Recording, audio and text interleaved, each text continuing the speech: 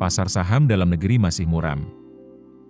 Selasa, 25 Februari, indeks harga saham gabungan anjlok hingga min 2,41% ke level 6.587,09.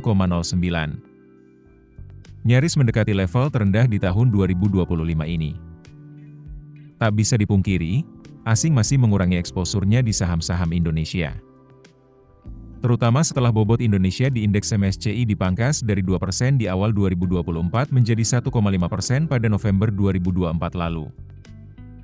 Morgan Stanley juga menurunkan peringkat alias rating MSCI Indonesia dari equal weight menjadi underweight. Equity strategist Morgan Stanley, Jonathan Garner dalam riset 19 Februari 2025 mengatakan, keputusan ini sejalan dengan melemahnya prospek pertumbuhan ekonomi Indonesia serta tekanan terhadap profitabilitas emiten di sektor siklikal. Di saat yang sama, Morgan Stanley menaikkan rating indeks MSCI Cina dari underweight ke equal weight. Tren return on equity di Cina dinilai lebih menguntungkan.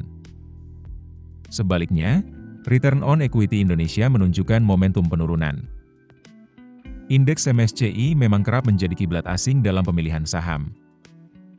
Jadi wajar jika dengan outlook ini, asing masih akan melakukan rebalancing portofolio mereka dan mengurangi porsi saham Indonesia. Tercermin jelas dari dana asing yang sudah kabur dari pasar saham sebesar Rp13,1 triliun di pasar reguler dari awal 2025. Kapitalisasi pasar Indonesia menguap lebih dari Rp1.000 triliun dalam kurun waktu kurang dari 2 bulan. Direktur Pengembangan Bursa Efek Indonesia, Jeffrey Hendrik berharap, ada perubahan yang positif di review MSCI selanjutnya. Founder sekaligus Chief Marketing Officer and Partner di Jarvis Asset Management, Kartika Sutandi mengatakan, regulator seharusnya bisa merumuskan kebijakan yang mampu membuat pasar saham jauh lebih kondusif. Salah satu caranya adalah mendorong dana pensiun berinvestasi di pasar saham.